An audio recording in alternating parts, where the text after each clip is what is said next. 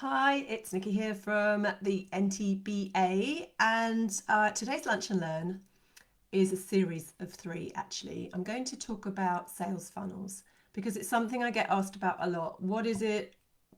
Do we need one? What does it do? How do you set one up? So I'm going to take you through three videos talking about how to build a sales funnel full of your ideal clients. So I'm hoping that's going to be useful for you. So, what is a sales funnel? Well, all it is a customer journey.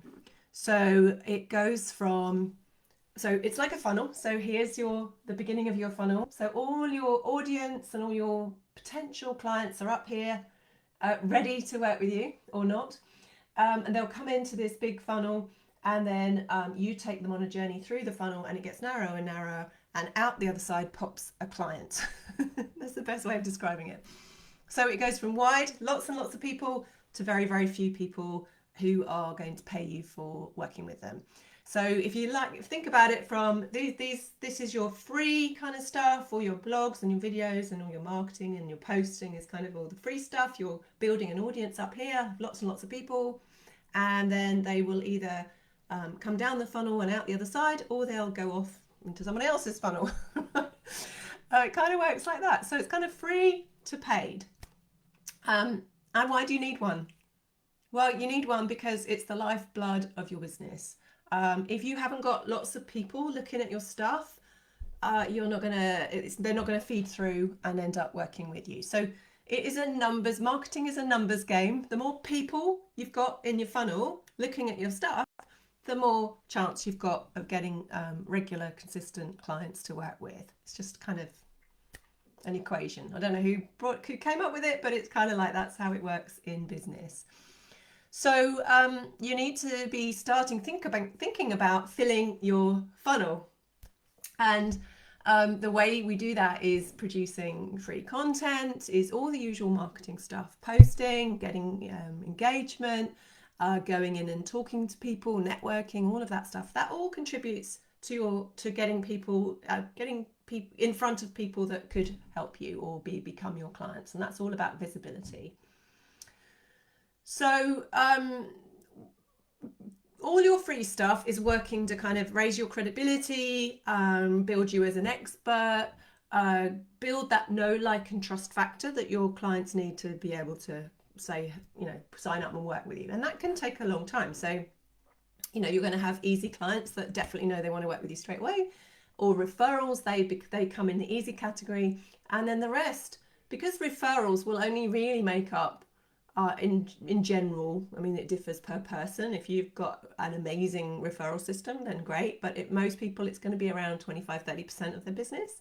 The rest of it, you can't just rely on referrals. They're going to run out at some point, and you're going to get dips. And this is where your funnel needs to be in place, because that will make up for the rest of your marketing. That will make up for the rest of your clients. So people that don't necessarily know you, or people that are not necessarily coming through somebody else. That's where the funnel really works to create that consistent number of inquiries coming through week after week. Because sometimes with referrals, word of mouth, you get a boom period where you get lots and lots of new inquiries, which is great, and then suddenly a couple of weeks where there's nothing. So that's what we really want to avoid. We don't want to be on that roller coaster of boom and bust. What we want is a nice steady stream of inquiries, so that we don't have those quiet periods. And we can control, how much comes in and how many people we work with. So that's the idea of having a funnel, so that it's consistently generating inquiries when you're quiet or when business is quiet. And we avoid those dips, because they don't pay the bills, do they? So the first part of the sales funnel I want to talk about, and this is going to be today, is creating your lead magnet. Now, this is when your free stuff, everybody's looking at your free stuff, and they're going, yeah, this looks really interesting, I might follow this person. And so they'll click follow, or they'll like, or they'll start to engage. The next step of your funnel is to take them into an opt-in, a lead magnet. Give them something for free in exchange for their email address, because all the people up here who are looking at your free stuff, they're just browsing, they're window shopping. They may not decide that what you're doing is very interesting. They may really like it. Now, you want to attract the ones that like it. and offer them their next step in their journey. The next step of their journey is a free gift in exchange for their email. Now, why do you need their email address? Because you're building an email database, a list, an email list. And that list is where your inquiries are going to come from, because you're going to give them lots of nice regular content and regular value. And when they're ready, they'll be thinking of you to work with. So that's the idea of getting them into a list. So a freebie or a lead magnet is that, exactly that. It's a free gift from you, and they give you their email address to sign up for it. So if you have a lead magnet already, have a look at how it's doing. How many people is it signing up? Are people landing on the page? Look at the numbers and see if it's actually working for you, because you may need to test a different form of lead magnet. Because if it's not bringing people in, then it's obviously not that valuable for them, and you may need to just have a think about something else.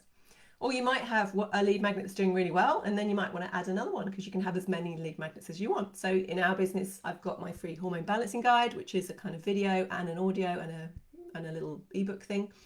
I've got the magazine, which is an opt-in as well. If you want to read the magazine for free, you can opt in. I've got my quiz that I run, and that's also an opt-in. So they do the quiz in return for their email address. What else have I got? I've got the book. So if they buy the book, I've got a page where they can download resources, and they have to opt into that as well. I've also got my Facebook group, and where you can ask, give me your email address for weekly tips. So again, I've got several different ways that people can enter the Happy Hormones funnel, right? But at the beginning, you just want one really good one, and you want to get it working. So in the beginning, I just had my guide, and I just focused on that, and it brought in regular people. So think about your lead magnet and what you want it to do, and particularly I want you to put yourselves in the eyes of your ideal client. So hopefully you've done the ideal client exercise, where you can kind of do a stick figure and work out exactly who your ideal client is. If not, then go and do that. I've got a video on that somewhere on the YouTube channel. Go and have a look at that one.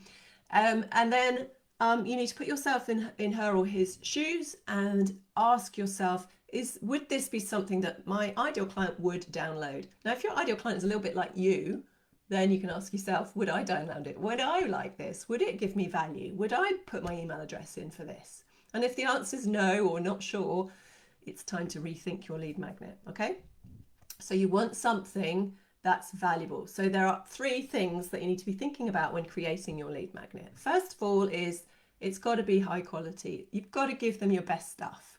If you don't give them your best stuff, not only are they not going to find it particularly valuable, but they're not going to think your paid stuff is that good. So high quality stuff, really valuable. Secondly, it's got to be quick. Nobody wants to read a 50-page ebook anymore. In the old days, that kind of worked. But even my lead magnet is too long now, and I've got to really think about shortening it. It's got to be quick. It's got to be between 5 and 10 minutes max to either read or watch or listen. And thirdly, it's got to give them a quick win. Whatever you're giving them needs to be quick, easy, actionable, and desirable and useful. So it's got to be a quick win that they can get straight away, because if you give them a quick win, boy, are they going to be impressed, and they're going to want to know what else you've got. All right. So what kind of thing could you think about? You could create a short guide. You could create around your niche, because obviously you're all niching now. We don't want any generalists anymore, unless you're a celebrity or you're hugely connected. You can get away with it, but not if you're just an average NT. You do not want to be general. You want to be niching. So you could create a short guide around your methodology for how you work with your niche, giving them some quick wins. You could create like a guide or a tip sheet or a cheat sheet, something like that. Or you could do a meal plan for 3 days or something like that to beat the bloat or balance your hormones or whatever it is your niche is in.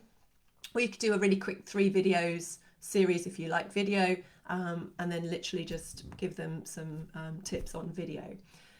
You can create a quiz, but that costs a little bit of money to set up, but it is, in my view, the quickest way to build your list. So if you have got a bit of spare cash and you want to invest in a quiz, it is a really good way to build your list quickly. You can do a challenge, a free challenge. There's lots of these around at the moment on Facebook, but it is quite complicated to do, and you want to do it well. So don't do this without learning how to do it. That is my advice, because I've done a few now, and they're hard work, and you've got to set them up right, otherwise they're going to fail.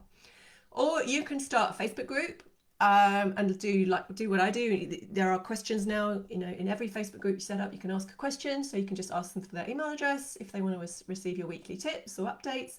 Never call it a newsletter, please. Nobody wants a newsletter. It just sounds so dull.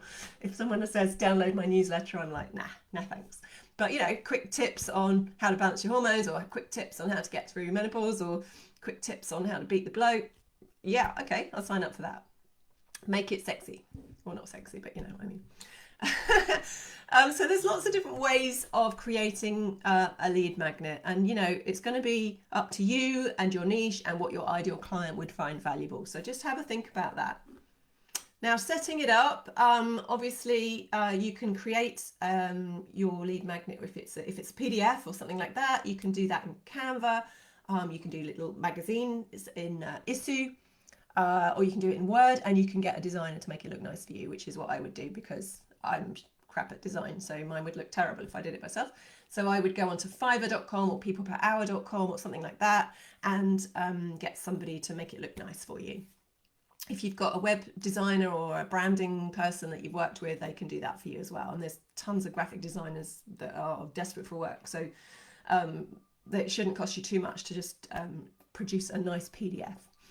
Then you create your opt-in page. Now, if you'll need to be signed up to an email database or a CRM, they're called, something like MailChimp, ActiveCampaign, MailerLite is one of my favorites at the moment because it's free up to 1,000 subscribers, I think.